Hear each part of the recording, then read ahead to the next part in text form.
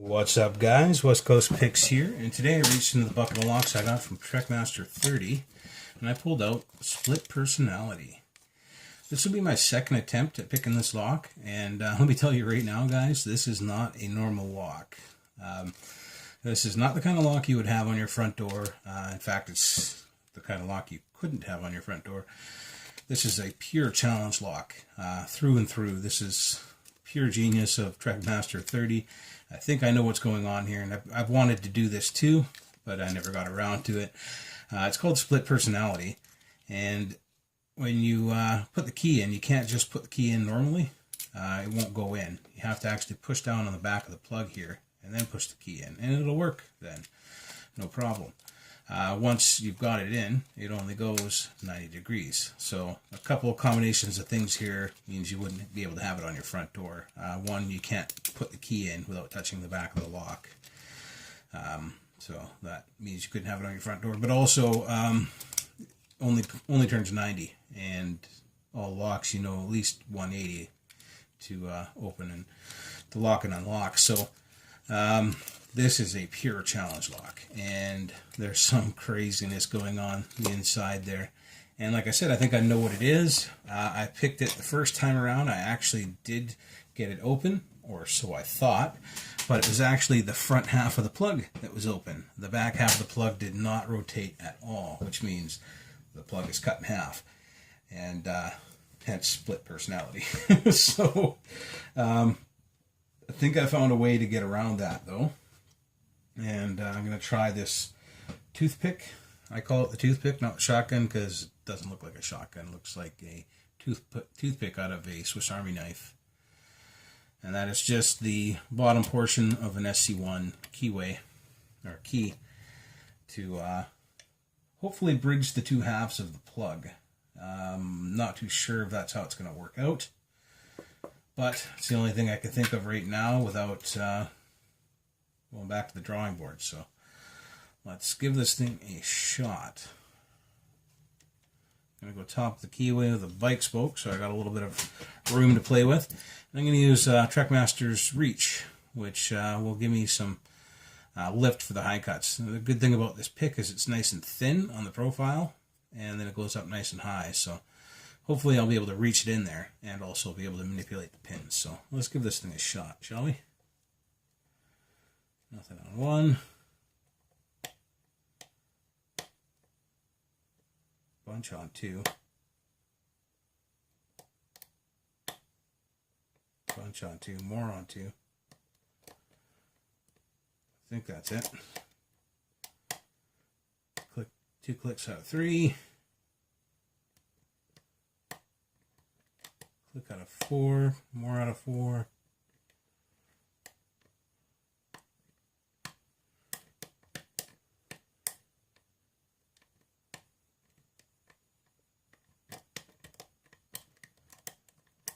I think that's it. On 4.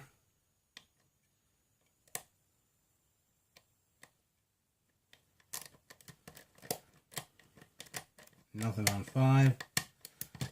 Couple of clicks out of 6.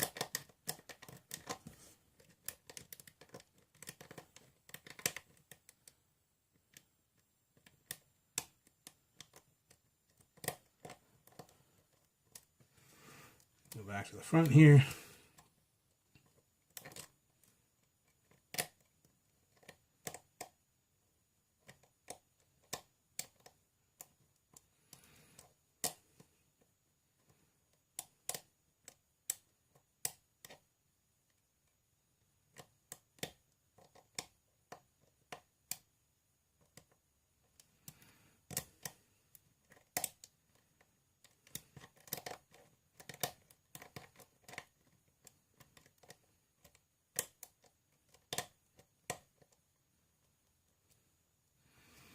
So, a bunch of crunching here, which is typical for Trekmaster locks, for me anyway. They usually have a lot of serrations in them. This one's probably not any different.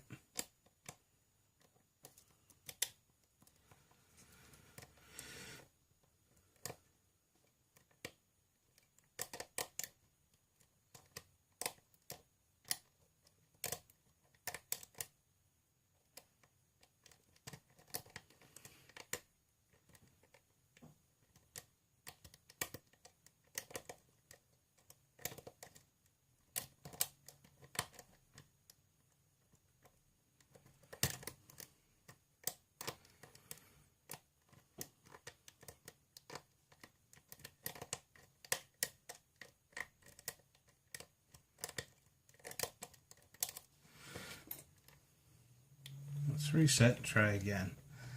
Might have overset something. I'm going to increase my tension this time. See if that helps at all.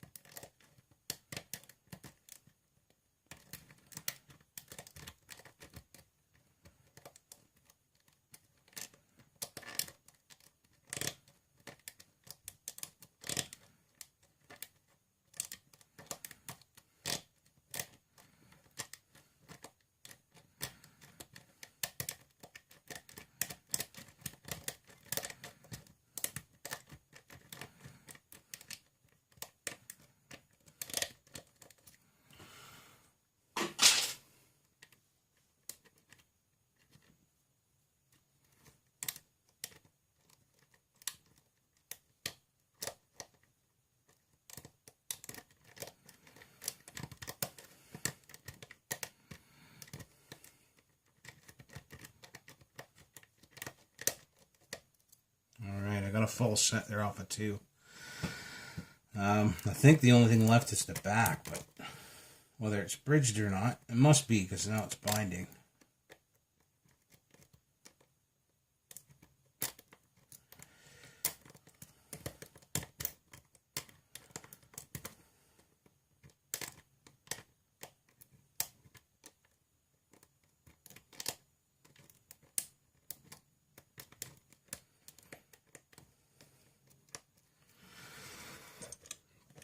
So as you see, I do have a good false set here. The toothpick is now tight, meaning that it is actually, oh, there we go. It was actually holding the lock closed. Wow, okay. That was a fighter. As you can see, the back is turning now. And actually, it looks like it wants to come out, so I shouldn't do that too much. But it does look like it actually wants to come out of the lock. But as you can see, it is open. The back is turning. Let's see if I can gut this thing without it falling apart on me. I'm going to try holding it together here. Jeez, how long would that take?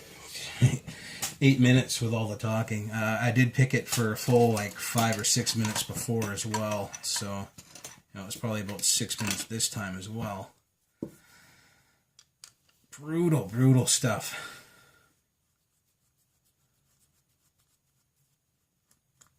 Split personality. It's pretty cool because I was thinking of doing something just like this. I was going to use clips to hold the cord together on the inside. 2 clips, one on either side, and then the one on the back, obviously, so 3 altogether. But I don't know how he's done it, or maybe he just hasn't, and that's why you got to hold it. Okay, we have a pin in the side here with a groove that restricts our movement to 90, and it does say gut from the top, so I'm not going to try gutting this thing. Obviously, he hammered that in there after. So that is our movement restriction. Now you can see with the toothpick out, you can see that the back half is independent of the front half, which is pretty tricky. But as you can see, they are both picked right now. That's with the help of the toothpick. Wow. That is an insane lock, man. So let's get this thing locked back up, because we have to gut it from the top. Let me grab some Allen keys. Hopefully I got the right ones.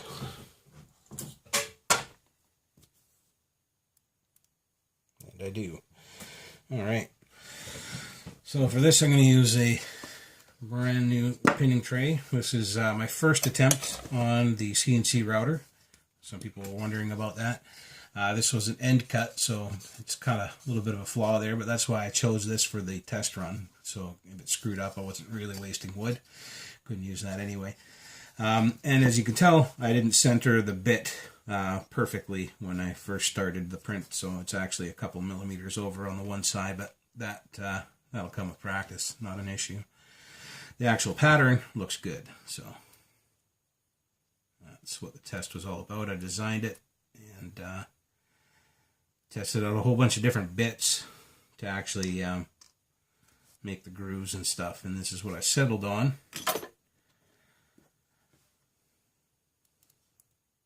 For now, anyway. I don't know. I might try to get a ball mill and make rounded slots here, but I'm not too sure if I want rounded. I kind of like these flat slots. So we got serrated on top, standard on the bottom. This is poplar, by the way. It's a hardwood, but it'll probably be stained or varathaned or something like that after. The ones that are actually good. This is just a test pattern. I'll probably varathane and stain this one too, just to test that feature. But so far, this is what the machine turns out, which isn't bad. The only bad part is it takes like 3 hours for it to burn one out.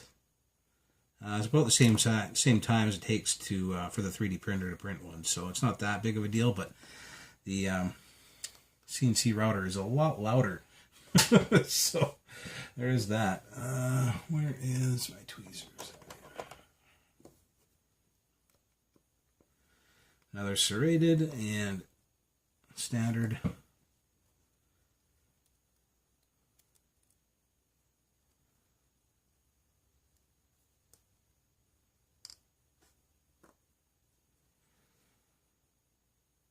So I'm still not sure how he holds the back half of this core in there. It's not pinned like the front half, which is strange.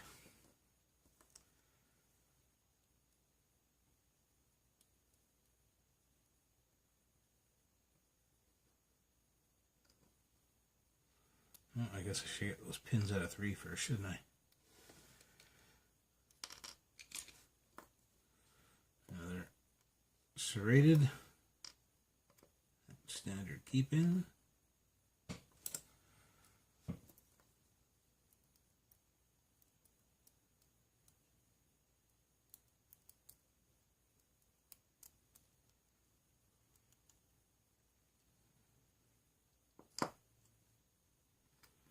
Same as before. So far it seems to be all serrated and all standard on the bottom. And we have serrations in the top, of course, because he's got his set screws in there and they went all the way down with it. So we got serrations there. As far as the plug goes, I don't know. I might be able to look down in there and find out, but I have my doubts.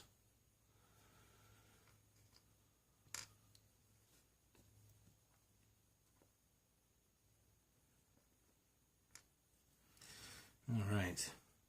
So it is just sitting in there. Yeah, I'm surprised it doesn't come out.